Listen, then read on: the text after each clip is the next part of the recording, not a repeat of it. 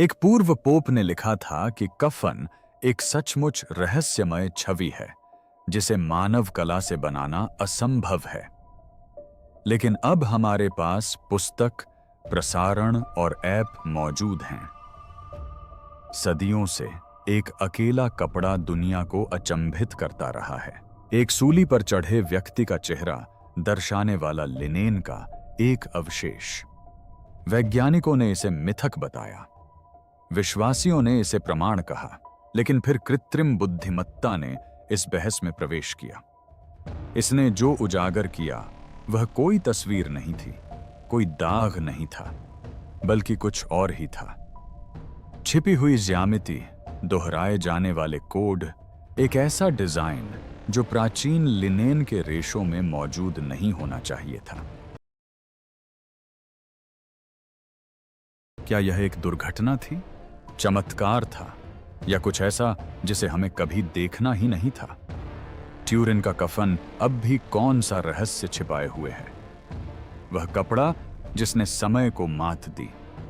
Turin का कफन केवल एक अवशेष नहीं है, यह एक ऐसी कहानी है जिसका अंत कभी नहीं होता। यह 14 फीट लंबा और 3 फीट से थोड़ा अधिक चौड़ा है। हेरिंगबोन ट्विल बुनाई में बुना हुआ है, जो प्रकाश को इस तरह पकड़ता है जैसे शांत पानी पर लहर उठती है। इसकी सतह पर एक आदमी की धुंधली छवि बनी हुई है, सिर से एड़ी तक, आगे और पीछे, मानो कोई शरीर यहां आकर रुका हो और कपड़े पर कोई निशान छोड़े बिना चला गया हो। केवल एक परछाई रह गई हो। घाव रेशों पर उकेरी गई कहानी की तरह लगते हैं।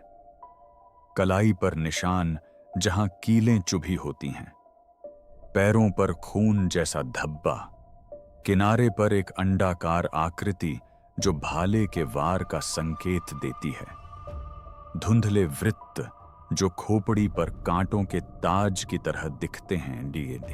चेहरा चीखता नहीं है, यह मंडराता रहता है। आंखें बंद, दाढ़ी संवरी हुई, बाल लटों में बिखरे हुए, मानो बुनाई के ऊपर तैर रहे हों, मानो कपड़ा और छवि कभी दूरी से परिचित थे। इसका पहला दस्तावेजी प्रदर्शन 13वीं शताब्दी में फ्रांस के एक छोटे से शहर में मिलता है, जो तीर्थयात्रियों का गंतव्य और संदेहों का परीक्षण स्थल बन गया था।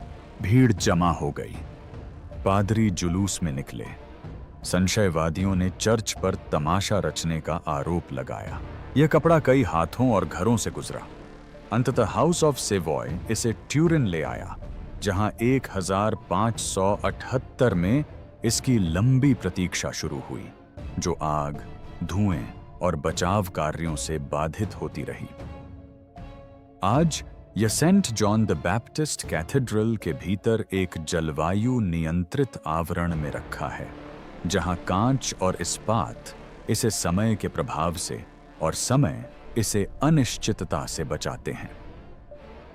1898 में ली गई एक तस्वीर से ज्यादा किसी भी क्षण ने इसकी स्थिति को नहीं बदला।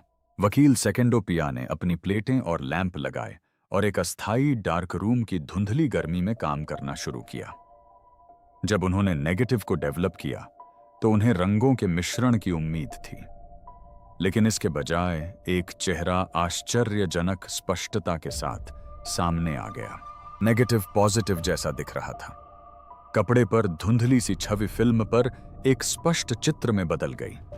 गालों की हड्डियां उभर कर सामने आईं, होंठों ने अपना आकार ले लिया, बाल लटों में बंट गए, कमर पर रखे हाथों को आकार और अनुपात मिल गया।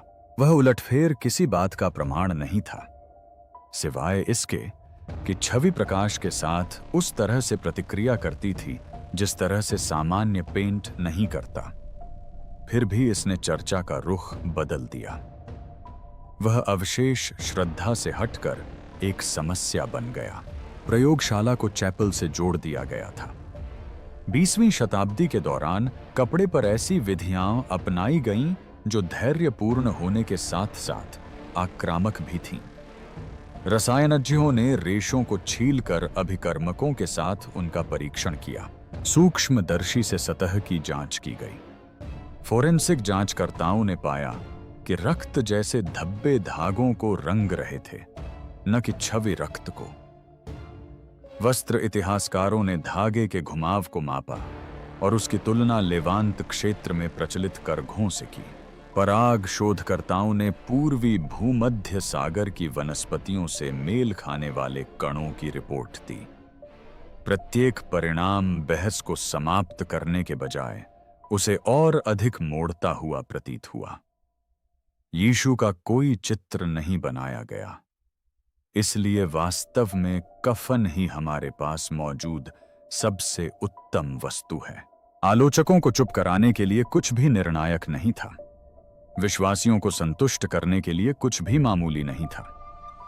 कफन हमेशा की तरह अपना काम करता रहा। इससे अगले प्रयोग को आवश्यक बनाने के लिए पर्याप्त सबूत मिल गए। छवि ने स्वयं वर्णक की तरह व्यवहार करने से इनकार कर दिया। कोई बंधन परत नहीं थी। किसी भी दिशा में ब्रश के निशान नहीं हैं। धागे में गहराई तक केशिकाओं का प्रवेश नहीं है। ऐसा प्रतीत होता है मानो रंग का परिवर्तन सबसे बाहरी रेशों के शीर्ष पर बैठा हो, मानो प्रकाश ने उसे छुआ हो और फिर छोड़ दिया हो। तीव्रता से निर्मित डेप्थ मैप्स ने छवि के अंधकार और शरीर की सतह से सैद्धांतिक दूरी के बीच एक सहसंबंध दिखाया, जो एक असाधारण दावा है, फिर भी मापने योग्य है। यदि कोई कपड़ा नाक और माथे के करीब और गालों से दूर रखा जाए तो दूरी के साथ अंधकार में परिवर्तन होना चाहिए। ऊष्मा, वाष्प या रासायनिक प्रतिक्रिया द्वारा उस ग्रेडियंट को पुनः उत्पन्न करने के कई प्रयासों से ऐसे परिणाम प्राप्त हुए जो लगभग समान थे, लेकिन सटीक नहीं थे। कफन वहीं पड़ा रहा, यानी वह वहीं पर बना रहा, जबकि तरह तरह की परिकल्पनाएं आती जाती रहीं। इतिहास में किसी और को इस तरह सूली पर चढ़ाए जाने का वर्णन नहीं किया गया है। भला ऐसा क्यों न हो? फिर उम्र को लेकर विश्लेषण की आग भड़क उठी। 1988 में 3 प्रयोगशालाओं को कपड़े के एक कोने से धागा प्राप्त हुआ। उन्होंने रेडियो कार्बन सामग्री का मापन किया और 13वीं और 14वीं शताब्दी के बीच की तिथि प्रकाशित की। कई पाठकों के लिए वह निष्कर्ष स्पष्ट और अंतिम था। मध्ययुगीन उत्पत्ति ने एक वाक्य में रहस्य को समेट लिया, लेकिन एक स्पष्ट वाक्य में भी एक जटिल विषय छिपा हो सकता है। नमूना स्थल एक किनारे के पास का कोना था, जहां पहले से ही कारीगरी, मरम्मत और धुएं का प्रभाव था। वस्त्र विशेषज्ञों का तर्क था कि इस हिस्से में मध्ययुगीन पुनर्बुनाई के दौरान डाले गए बाद के धागे शामिल हो सकते हैं। कुछ अन्य लोगों ने नमूने की सफाई के तरीके पर चिंता जताई। कुछ ने कहा कि एक ही क्षेत्र किसी ऐसे विविध नमूने की सटीक जानकारी नहीं दे सकता जिसने कठिन परिस्थितियों का सामना किया हो। बहस यहीं खत्म नहीं हुई, इसमें बदलाव आया। यदि तिथि सही है तो यह छवि एक अद्भुत मध्ययुगीन कलाकृति है। यदि तिथि गलत है तो इसका युग अनिश्चित है। कपड़ा सिकुड़ने का विरोध करता रहा। इसी तरह कफन ने अपने विरोधाभास को हमारी सदी तक बरकरार रखा। एक ऐसी तस्वीर जो फोटोग्राफी से पहले के नेगेटिव की तरह व्यवहार करती है। रंगद्रव्य रहित सतही प्रभाव, एक ऐसा गहन संबंध जो स्थानिक जानकारी का संकेत देता है। एक विवादित आयु जो उत्पत्ति के बारे में बताने के बजाय नमूने के बारे में अधिक जानकारी दे सकती है। एक ऐसा मामला जो श्रद्धा और कठोरता दोनों को आमंत्रित करता है। उस तनाव के बीच एक नई आवाज आई। यह न तो विश्वास लेकर आई और न ही अविश्वास। इसने गणना को जन्म दिया। इसने उन पैटर्नों से सीखने की आदत डाली जो इतने धुंधले होते हैं कि आंखें उन्हें देख नहीं सकती और इतने विशाल होते हैं कि दिमाग उन्हें समझ नहीं सकता। मशीन को प्रश्न से कोई आपत्ति नहीं हुई। इसे एक बेहतर सवाल पूछने के लिए बनाया गया था। इस तस्वीर में ऐसा क्या है जिसे हमने अभी तक मापा नहीं है? अगर फोटोग्राफी ने चेहरे को उजागर किया और रसायन विज्ञान ने रेशों का मानचित्रण किया, तो क्या होता है जब अव्यवस्था में संरचना खोजने के लिए डिजाइन की गई प्रणाली लिनन की जांच करती है? डेटिंग विवाद। 1988 का रेडियोकार्बन अभियान कफन के आधुनिक इतिहास में सबसे निर्णायक क्षण था, क्योंकि इसने समाधान का वादा किया था।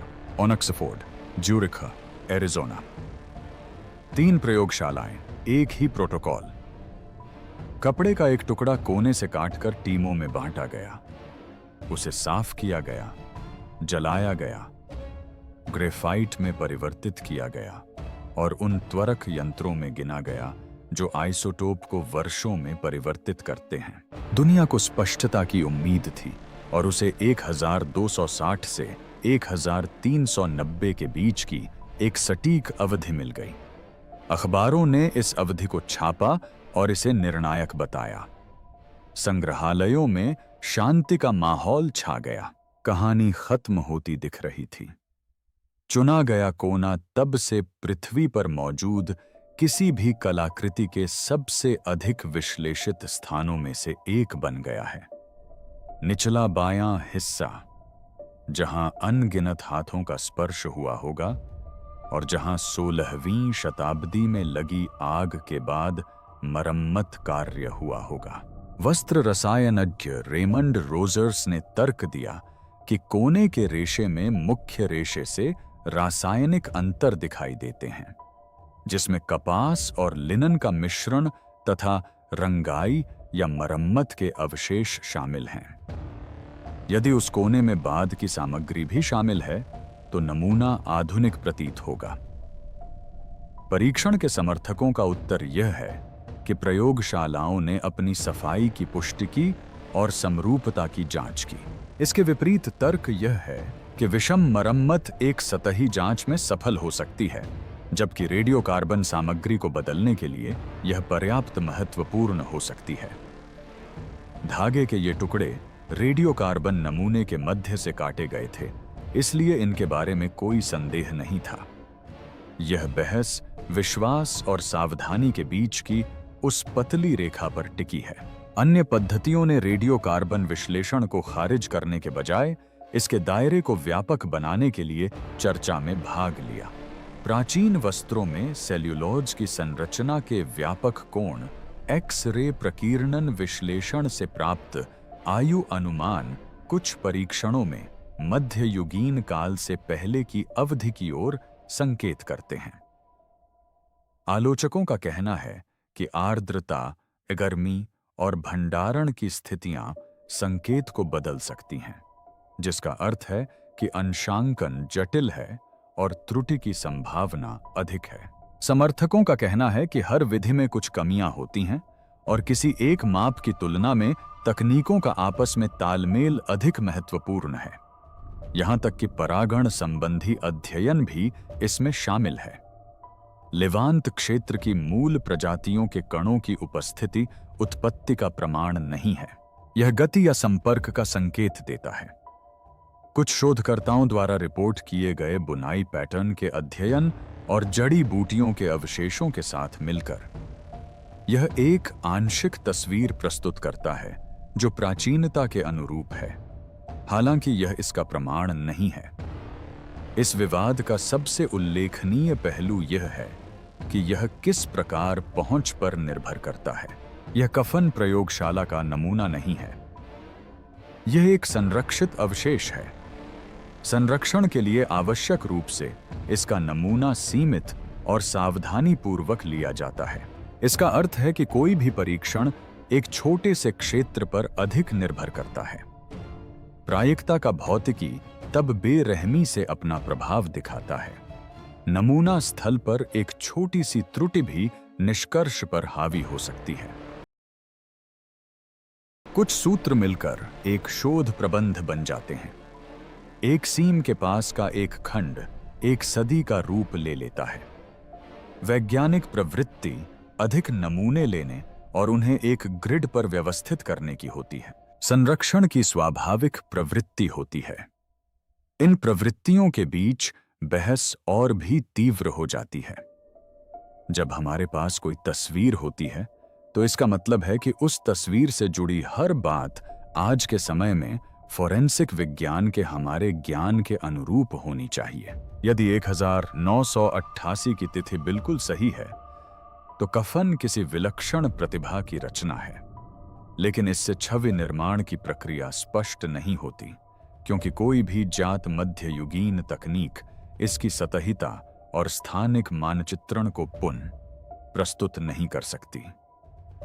यदि तिथि गलत है तो फिर से प्रश्न उठते हैं, निश्चितता के लिए नहीं, बल्कि एक ऐसे दायरे के लिए जिसमें ईसा युग की पहली शताब्दियां शामिल हैं। यह इस बात का प्रमाण नहीं है कि यीशु को कपड़े में लपेटा गया था। यह केवल उस प्रश्न को पुनर्जीवित करता है जो आस्था पूछती है और विज्ञान उसका परीक्षण करता है। उस पुनर्जीवित प्रश्न के भीतर कृत्रिम बुद्धिमत्ता एक रेफरी की तरह प्रवेश करती है, जिसे इस बात की परवाह नहीं होती कि कौन जीतता है। यह कोने को नहीं छूता, यह डेटा को छूता है। यह पूछता है कि किसी अन्य सूत्र को काटे बिना क्या सीखा जा सकता है। किसी को भी यह नहीं सोचना चाहिए कि एआई कपड़े की उम्र का पता लगा सकता है। यह संभव नहीं है। यह केवल छवि को ऐसे रिजोल्यूशन, फ्रीक्वेंसी और ट्रांसफॉर्मेशन पर जांच सकता है जिससे शोर की तुलना में संरचना अधिक स्पष्ट रूप से दिखाई दे। यह परीक्षण कर सकता है कि तीव्रता में होने वाले बदलाव संपर्क, प्रक्षेपण या किसी अन्य क्षेत्र प्रभाव से अपेक्षित आकृतियों का अनुसरण करते हैं या नहीं। यह रक्त समान क्षेत्रों और छवि क्षेत्रों के बीच परस्पर क्रिया की तुलना कर सकता है और बता सकता है कि क्या क्रम प्रक्रिया को दर्शाता है। यह उस समरूपता की जांच कर सकता है जिसे आंख देख सकती है और उस समरूपता की भी जिसे केवल एक मैट्रिक्स ही प्रकट करता है। यह कार्बन गणना या सेल्यूलोज प्रकीर्णन का विकल्प नहीं है। यह एक सहायक विधि है जो यह बताती है कि कब के बारे में बहस से कैसे की जांच नहीं रुकनी चाहिए। जब कोई विधि मामला सुलझा हुआ कहती है लेकिन कोई परिणाम अभी नहीं, तो सही प्रतिक्रिया किसी एक पक्ष का चुनाव करना नहीं है। इसका उद्देश्य एक नया परीक्षण तैयार करना है। कफन उस परीक्षण को आमंत्रित करता है क्योंकि यह लगातार विसंगतियों के बारे में फुसफुसाता रहता है। तीसरा, तकनीक मकबरे में प्रवेश करती है। लेंस और अभिकर्मकों से एल्गोरिदम की ओर बदलाव चुपचाप शुरू हुआ। कफन की उच्च रिजोल्यूशन वाली तस्वीरें दशकों से मौजूद हैं, जिनमें पराबैंगनी प्रतिदीप्ति और अवरक्त प्रतिक्रिया को कैप्चर करने वाले बहु स्पेक्ट्रल सेट भी शामिल हैं। जब आप उन छवियों को कमजोर संकेतों का पता लगाने के लिए प्रशिक्षित प्रणाली में डालते हैं, तो जो बदलता है वह न केवल मात्रा है बल्कि प्रकार भी है। प्रिंसिपल कंपोनेंट एनालिसिस विभिन्नताओं को अलग करता है। कन्वोल्यूशनल नेट आवर्ती आकृतियों की खोज करते हैं। फ्रीक्वेंसी फिल्टर बुनाई में छिपे आवधिक व्यवहार को उजागर करते हैं। ये तकनीकें जानकारी नहीं जोड़ती, वे इसे इस तरह पुनर्व्यवस्थित करती हैं कि पैटर्न यादृच्छिकता से ऊपर उठ जाते हैं। जब वह पुनर्व्यवस्था पहली बार स्क्रीन पर दिखाई दी तो कुछ पर्यवेक्षकों को उस बात की पुष्टि की उम्मीद थी जो उनकी आंखें पहले से जानती थीं। एक चेहरा, एक धड़, हाथ, धब्बे। इसके बजाय विश्लेषण से कुछ विचलित करने वाला परिणाम निकला। इसमें एक ऐसी व्यवस्था दिखाई दी जो ब्रश, स्टैंप या ट्रांसफर तकनीक जैसी नहीं लग रही थी। ऐसा लग रहा था मानो यह कोई ऐसा नियम हो जिसे किसी ने लिखा ही ना हो। इससे पहले 3D सिमुलेशन ने एक पुराने सवाल का परीक्षण किया था। यदि किसी मानव शरीर पर कपड़ा लपेटा जाए और संपर्क से छवि बने, तो स्पर्श करने वाले क्षेत्रों पर गहरे निशान पड़ेंगे और स्पर्श न करने वाले क्षेत्रों पर हल्के या बिल्कुल भी निशान नहीं पड़ेंगे। इस तरह के संपर्क मानचित्र से विकृतियां उत्पन्न होती हैं, विशेष रूप से कंधों, गालों और उंगलियों के आसपास। कुछ डिजिटल कलाकारों ने एक मॉडल पर आभासी कपड़ा लपेटकर सैद्धांतिक प्रभाव उत्पन्न किए। उन परीक्षणों में विकृतियां कफन पर अपेक्षाकृत अविकृत अनुपातों से मेल नहीं खाती थीं। जब कपड़े को पूरी आकृति के बजाय एक हल्की उभरी हुई सतह पर रखने की कल्पना की गई तो फिटिंग बेहतर हो गई। निष्कर्ष यह नहीं था कि कफन किसी मूर्ति पर रखा था, बल्कि यह था कि केवल संपर्क से वह शक्ति उत्पन्न नहीं होती जो लिनेन धारण करता है। ऐसा प्रतीत होता है कि इसमें दूरी का मानचित्रण जैसी कोई चीज शामिल थी। फिर आया कृत्रिम बुद्धिमत्ता आई, जिसकी नजरें रोमांस से बेपरवाह थीं। सिस्टम ने छवि की गहराई के संकेतक के रूप में पिक्सेल की तीव्रता की जांच की और एक ऐसा सहसंबंध पाया जो विभिन्न खंडों में भी बना रहता है। गहरा रंग सहनशीलता की सीमा के भीतर निकटता दर्शाता था, हल्का रंग दूरी दर्शाता था। यदि कोई व्यक्ति किसी चित्र को हाथ से चित्रित करे, चाहे वह कितनी भी कुशलता से क्यों न हो, छोटे पैमाने पर यह सहसंबंध संभवतः टूट जाएगा। यदि कोई दबाव के माध्यम से उभरी हुई आकृति से रंग द्रव्य को स्थानांतरित करता है, तो रेशे ऐसी दिशात्मकता और प्रवेश प्रदर्शित करेंगे जो सूक्ष्मदर्शी सर्वेक्षणों में मापी गई सतहिता के विपरीत होगी। कफन पर बनी छवि ऐसा व्यवहार करती है मानो किसी चीज ने बिना कोई द्रव्यमान छोड़े स्थानिक जानकारी को अभिकृत किया हो। ये शब्द सावधानीपूर्वक प्रयोग किए गए हैं और इसका एक कारण है। ऐसा कोई दावा नहीं है कि कपड़े पर कोई प्रक्षेपण हुआ हो। ऐसा कोई दावा नहीं है कि विकिरण ने लिनन पर पैटर्न जला दिया हो। केवल यह अवलोकन है कि जब बुद्धिमान उपकरण यह पूछते हैं कि तीव्रता और आकार के बीच संबंध को सबसे अच्छी तरह से कौन सा क्रम समझाता है, तो वह क्रम किसी चित्रकारी सतह की तुलना में गणितीय सतह से अधिक मिलता जुलता है। यह रंग परिवर्तन रेशों के ऊपरी भाग में सूक्ष्म कणों की गहराई तक फैला हुआ है। यह रंग परिवर्तन आंतरिक भाग तक नहीं पहुंचता। किनारे मुलायम होते हैं और धागे की सीमाओं के पार एक समान होते हैं, न कि उनके बीच के अंतरालों को अवरुद्ध करते हैं। स्वतंत्र समूहों द्वारा किए गए लेजर प्रयोगों में भी लिनन पर बिना झुलसाए या फैलाव के इस तरह का एक समान प्रभाव उत्पन्न करना संभव नहीं हो पाया है। न्यूयॉर्क के उत्तरी हिस्से में एक ग्राफिक्स टीम एक बिल्कुल अलग तरह के पुनरुत्थान की तैयारी कर रही है। इसके बाद का प्रश्न धार्मिक नहीं है, यह भौतिक है। कौन सी प्रक्रिया इतनी सटीकता से ऊर्जा प्रदान कर सकती है कि यह केवल बाहरी रेशों के ऊपरी भाग को ही परिवर्तित करे और ऐसा एक ऐसे प्रवणता में करे जो दूरी के साथ साथ बदलती रहे? जब शोधकर्ताओं ने वर्णक्रमीय रूप से भिन्न छवियों को एक ही विश्लेषणात्मक ढांचे में रखा, तो उन्होंने एक दूसरी विचित्रता देखी। चेहरे और छाती के कुछ हिस्सों के आसपास एक हल्की समरूपता दिखाई दी जो ज्ञात कपड़े की तहों या कैमरे की त्रुटियों से मेल नहीं खाती थी। यह पैटर्न रूपांतरणों में दोहराया गया। स्पष्ट शोर को हटाने के बाद भी यह पैटर्न बरकरार रहा। नियंत्रण के रूप में क्षेत्रों को यादृच्छिक बनाने पर भी यह पैटर्न बना रहा। स्वस्थ संशय ऐसे निष्कर्षों को तब तक कृत्रिम मानता है जब तक कि वे अन्यथा सिद्ध न हो जाएं। स्वस्थ जिज्ञासा उस पुनरावृत्ति को खारिज करने से इनकार करती है जो विधियों में बदलाव के बावजूद बार बार सामने आती है। यदि यह छवि संयोगवश हुई है तो हमें अव्यवस्था देखनी चाहिए। यदि यह कोई कलाकृति है तो हमें औजारों के निशान दिखाई देने चाहिए।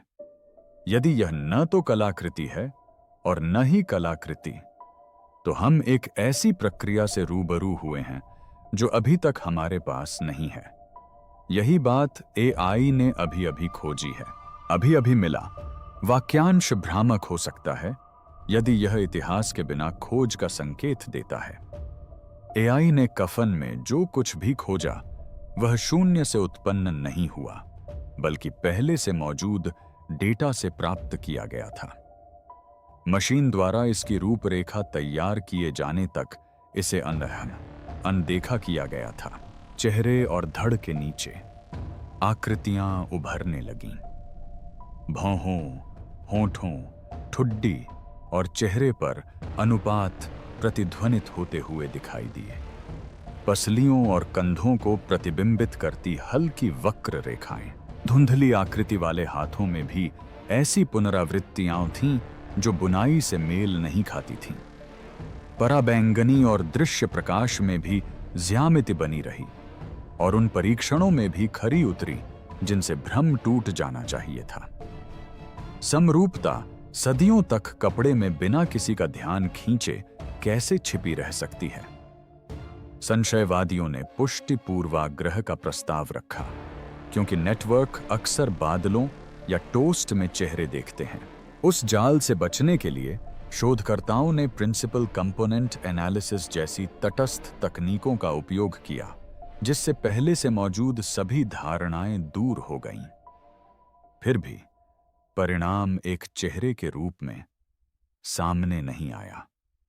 यह एक ऐसे क्षेत्र में बदल गया जहां चमक घटती बढ़ती रही, मानो किसी कलाकार के ब्रश के बजाय किसी नियम का पालन कर रही हो। यदि यह कोई नियम है तो किस प्रकार का? क्या कपड़ा एक निष्क्रिय कैनवास की बजाय अदृश्य शक्तियों के मानचित्र की तरह व्यवहार कर सकता है? कुछ अन्य लोगों ने छवि प्रसंस्करण में उत्पन्न होने वाले प्रभामंडल या झूठी समरूपताओं के बारे में चेतावनी दी। इसलिए विश्लेषक विभिन्न दशकों, कैमरों और फिल्टरों से ली गई मूल छवियों पर लौट आए। संरचना वही रही। गर्मी या दाग से उपचारित नियंत्रित कपड़ों में भी कुछ निशान दिखाई दिए, लेकिन उनका अनुपात एक जैसा नहीं था। निष्कर्ष सावधानीपूर्वक निकाला गया, लेकिन महत्वपूर्ण था। कफन की छवि अद्वितीय नहीं है, लेकिन यह अलग है। हमें शायद धुंधले शीशे से एक झलक मिलती है, लेकिन जब हम कफन पर बनी छवि को देखते हैं तो मुझे लगता है कि हम इसे समझ जाते हैं। अगर यह कैमरे की कोई ट्रिक या बुनाई का भ्रम नहीं है, तो फिर किस शक्ति ने प्रकाश की पट्टियों के पार ज्यामिति को स्थिर रखा? खून जैसे धब्बों की मौजूदगी ने नए सवाल खड़े कर दिए। ज्यामिति को उलझाने के बजाय ये धब्बे अप्रासंगिक प्रतीत हुए।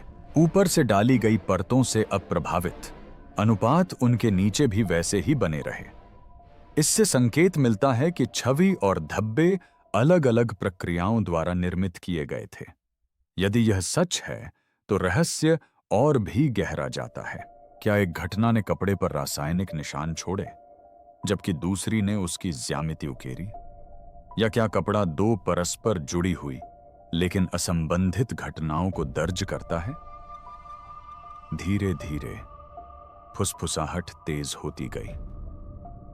अगर छवि किसी खेत जैसी दिखती है तो शायद वह वहीं से आई हो।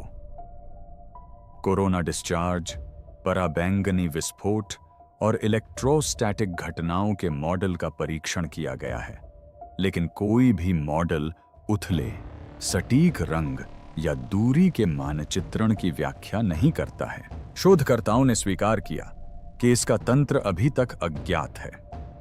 एक भौतिक विज्ञानी ने स्पष्ट शब्दों में कहा, यह किसी कृत्रिम वस्तु की तरह व्यवहार नहीं करता, बल्कि एक घटना की तरह व्यवहार करता है। बिना किसी उपकरण के कौन सी घटना कपड़े पर क्रम अंकित कर सकती है? क्या यह रासायनिक, भौतिक या कुछ ऐसा हो सकता है जिसका अभी तक कोई नाम नहीं रखा गया है? वैज्ञानिक जगत में इसकी गूंज सुनाई दे रही है। यह रहस्य दो क्षेत्रों में मौजूद है। एक सार्वजनिक क्षेत्र है जहां सुर्खियां चमत्कार या धोखे का शोर मचाती हैं। दूसरा निजी क्षेत्र है जहां ईमेल प्रसारित होते हैं और प्रयोग चुपचाप दोहराए जाते हैं। उस शांत दायरे में एआई के निष्कर्ष सावधानीपूर्वक फैलते गए। टीमों ने ज्यामिति को तोड़ने के लिए प्रतिकूल परीक्षणों का प्रयास किया, लेकिन असफल रहीं। अन्य लोगों ने पुराने लिनेन में प्रतिध्वनि खोजने की कोशिश की, लेकिन किसी ने भी वैसी दृढ़ता नहीं दिखाई। एक इतालवी समूह ने इसे स्थानिक बुद्धिमत्ता का पतन बताया। एक अमेरिकी टीम ने इसे क्षीण होता संकेत कहा। दोनों शब्द रहस्य का संकेत देते हैं, समाधान का नहीं। क्या ये उपमाएं हमें आगे बढ़ने का मार्ग दिखाती हैं या केवल हमें अज्ञात के चक्कर में उलझाए रखती हैं? धर्मशास्त्र ने हमेशा की तरह प्रतिक्रिया दी। कुछ विश्वासियों ने दावा किया कि यह प्रतिरूप पुनरुत्थान का प्रमाण है। अन्य लोगों ने संयम बरतने का आग्रह किया, यह याद दिलाते हुए कि यदि कोई घटना एक बार घटित हो चुकी है तो विज्ञान उसे पुनः उत्पन्न नहीं कर सकता। आस्था विशिष्टता को स्वीकार कर सकती है, लेकिन विज्ञान इसका विरोध करता है। फिर भी कई वैज्ञानिकों को स्वयं विशिष्टता से कोई आपत्ति नहीं थी। उन्हें जल्दबाजी का डर था। यदि दावे सबूतों से आगे निकल जाते हैं तो विश्वसनीयता खत्म हो जाती है। प्रक्रिया मापना, दोहराना, प्रकाशित करना और संदेह पैदा करना होनी चाहिए। क्या त्वरित सुर्खियों के भूखे इस संसार में यह प्रक्रिया टिक पाएगी? सदियों के विवाद के बाद वेटिकन संभवतः सतर्कता बरतते हुए चुप रहा। इस मामले के संरक्षक जानते हैं कि किसी भी बयान को दोनों पक्ष हथियार के रूप में इस्तेमाल करेंगे। बेहतर यही है कि आंकड़ों को ही बोलने दिया जाए। वहीं तकनीकी जगत में एआई ने एक अजीब तरह का सम्मान हासिल कर लिया है। इसने न तो अवशेष को आशीर्वाद दिया और न ही उसका उपहास किया।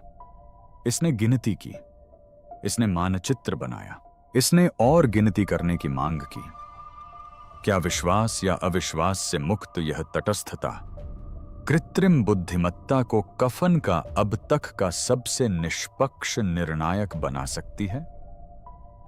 कृत्रिम बुद्धिमत्ता को भी कफन के बारे में कुछ कहना था, लेकिन नए सवाल बढ़ते चले गए। क्या यह पैटर्न केवल चेहरे और छाती पर ही दिखाई देता है? क्या यह अंगों के पास कमजोर हो जाता है? क्या यह धागे की दिशा का अनुसरण करता है या उसे अनदेखा करता है? क्या उन्नत सूक्ष्मदर्शी से यह पुष्टि की जा सकती है कि रेशों के ऊपरी भाग का रंग हर जगह एक जैसा है? क्या एक नई, अंधा और बहुक्षेत्रीय रेडियो कार्बन योजना अंततः डेटिंग पर चल रहे विवाद को समाप्त कर सकती है, या क्या इसकी पहुंच हमेशा सीमित रहेगी? प्रत्येक प्रश्न में वर्षों के काम का वादा था। शोधकर्ता सबसे पहले किसे चुनेंगे? क्या होगा यदि कफन अकेला न हो? क्या संग्रहालयों या निजी संग्रहों में इसके जैसे अन्य कफन हो सकते हैं? ऐसे कपड़े जिन पर समान सतही चित्र, धुंधली ज्यामिति या दूरी का मानचित्रण अंकित हो। यदि ऐसा कोई कफन मिल जाता है तो रहस्य स्वाभाविक हो जाएगा। यदि ऐसा कोई संबंध नहीं है तो कफन अलग थलग खड़ा है, जिससे मामला और भी पेचीदा हो जाता है। कौन सी संभावना अधिक परेशान करने वाली है? प्राकृतिक संबंध या अकेलापन और विशिष्टता? और यदि विशिष्टता बनी रहती है तो क्या यह कफन एक उपहार है, एक चाल है या एक पहेली जिसे हम शायद कभी सुलझा न सकें? कफन से परे के पैटर्न।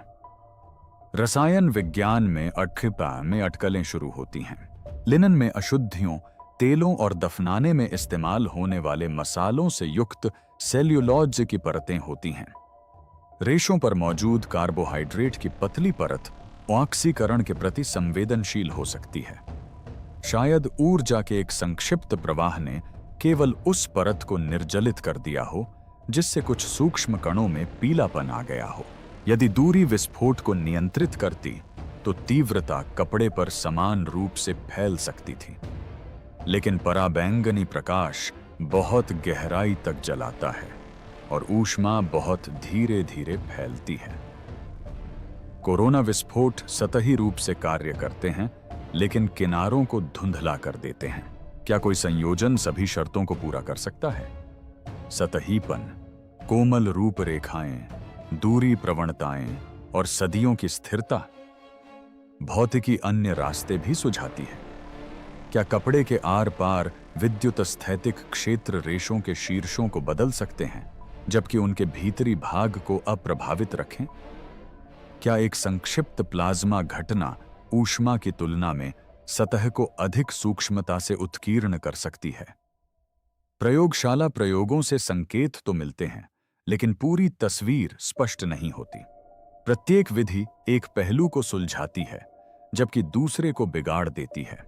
क्या यह पहेली अनसुलझी है, या शोधकर्ताओं को अभी तक सही संतुलन नहीं मिल पाया है? कौन सा उपकरण नीचे के लिनेन को नष्ट किए बिना इतनी कम गहराई और सटीकता से जला सकता है? कुछ लोग अतीत की ओर देखते हैं। क्या मध्ययुगीन कारीगरों ने किसी लुप्त हो चुकी प्रारंभिक फोटोग्राफिक तकनीक को खोज निकाला होगा? कम उभरी हुई मूर्तियां, रासायनिक लेप और सूर्य की रोशनी से ऐसी छवि बन सकती है जो छायांकन का आभास कराती हो। 1898 में कफन की पहली तस्वीर ली गई, लेकिन गहन अध्ययन से पता चलता है कि इसमें कोई पिगमेंट बाइंडर नहीं है, कोई गहरा प्रवेश नहीं है, और पेंट या रंगों में पाए जाने वाले फैलाव के कोई संकेत नहीं हैं। अगर यह कला थी, तो इसके निशान कहाँ हैं? क्या कोई जात तकनीक त्रिआयामी तीव्रता मानचित्रण के साथ एक नकारात्मक छवि बना सकती है? यदि नहीं, तो इस अनुपस्थिति का क्या अर्थ है? कुछ और साहसिक सिद्धांत इससे भी आगे जाते हैं। क्या होगा यदि कफन दफन के समय हुई किसी एक ऊर्जा घटना को रिकॉर्ड करता हो? शरीर द्वारा स्वयं संरचित विकिरण। विश्वासियों के लिए यह चमत्कार की आहट है। वैज्ञानिकों के लिए यह एक अनिश्चित चर का संकेत है। मुद्दा दावे को साबित करना नहीं है, बल्कि यह पूछना है कि क्या ऐसी घटना से मापने योग्य परिणाम निकलेंगे? यदि हां, तो हमें कहां देखना चाहिए? यदि नहीं, तो क्या प्रश्न विज्ञान से दर्शन की ओर मुड़ जाता है? हम इस विभाजन के किस पक्ष का समर्थन करने को तैयार हैं? सूचना सिद्धांत एक और दृष्टिकोण प्रस्तुत करता है। कफन की छवि एक संकेत की तरह व्यवहार करती है। इसकी धुंधली ज्यामिति एक वाहक तरंग की तरह है। यदि यह एक संकेत है, तो यह केवल एक चित्र नहीं, बल्कि एक अभिलेख है। संपीड़न परीक्षणों से पता चल सकता है कि छवि मजबूत है या नाजुक, सरल नियमों पर टिकी है या जटिल संतुलन पर। क्या कफन लिनन में कैद एक सहज क्षय है, या इसमें कुछ और छिपा है? ऐसा डेटा जिसे पढ़ने के लिए हमारे पास कोड नहीं है। क्या एआई एक दिन इसे छवि के रूप में नहीं, बल्कि धागों में संरक्षित जानकारी के रूप में डिकोड कर सकता है? एक बेहतर सवाल। हर वह जांच जो जवाबों पर अटक जाती है, उसे सवालों से प्यार करना सीखना चाहिए। सही सवाल यह नहीं है कि कौन, बल्कि यह है कि कैसे। कब नहीं, बल्कि यह है कि किस प्रक्रिया से हुआ। कफन ने पीढ़ियों को पहचान और तिथियों पर बहस करना सिखाया है। मशीन ने हमें व्यवस्था पर बहस करना सिखाया है। जब कोई छवि बिना रंग द्रव्य के और इतनी सूक्ष्मता से बनती है कि सांस भी उसे हिला सकती है, तो किस प्रकार की व्यवस्था प्रकट होती है? पराबैंगनी और दृश्य प्रकाश दोनों में किस प्रकार की व्यवस्था बनी रहती है? किस प्रकार की व्यवस्था उन दागों को अनदेखा करती है जो किसी अन्य मार्ग से आए हों? कुछ दर्शक इस प्रश्न का समाधान चाहेंगे। वे पूछेंगे कि क्या यह दैवीयता का प्रमाण है या जालसाजी का? इसका व्यावहारिक उत्तर यह है कि यह दोनों में से किसी का भी प्रमाण नहीं है। यह इस बात का प्रमाण है कि छवि निर्माण हमारी सोच से कहीं अधिक नियमबद्ध है। यह स्वीकारोक्ति एक वरदान है। यह तमाशे को प्रयोग में बदल देती है। यह भौतिकी के छात्रों को रुचि लेने के लिए आमंत्रित करता है। यह रसायन शास्त्रियों को कार्बोहाइड्रेट की परतों को अभिक्रिया स्थलों के रूप में विचार करने के लिए आमंत्रित करता है। यह इंजीनियरों को लिनन के लिए सौम्य ऊर्जा स्रोतों को डिजाइन करने के लिए आमंत्रित करता है।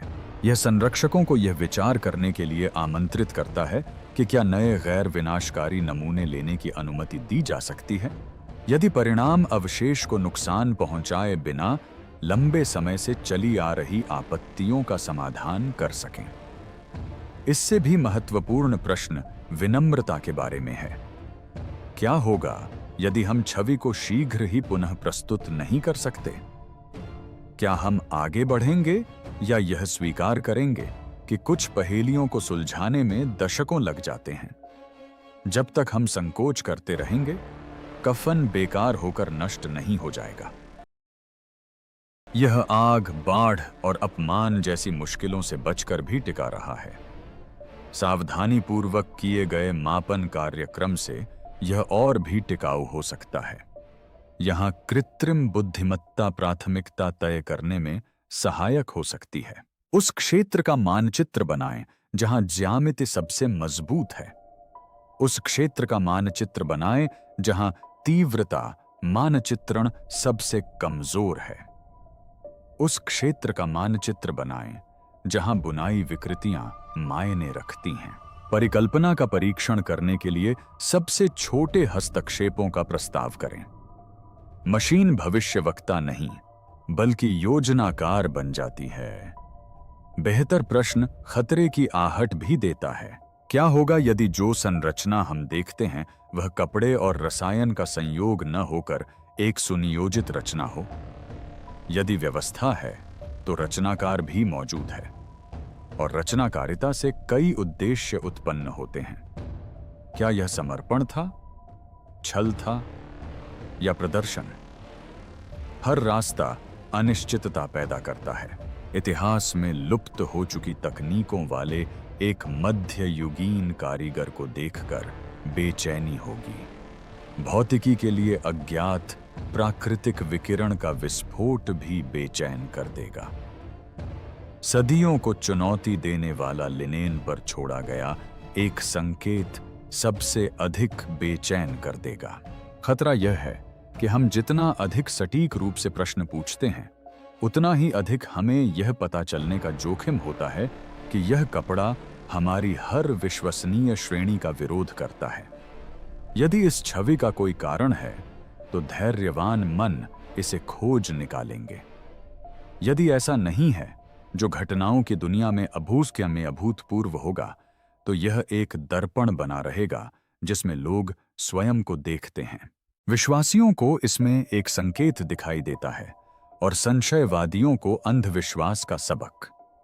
दोनों ही स्थिति में यह कार्य सराहनीय है। अगला अध्याय इस मूल भय का सामना करता है। डर इस बात का नहीं है कि कपड़ा कुछ ज्यादा ही साबित हो जाता है। डर इस बात का है कि वह साधारण होने से इनकार करते हुए कुछ भी साबित नहीं करता। यह एक भयावह संभावना है। भयानक कलाकृति या घटना, उपकरण या नियम।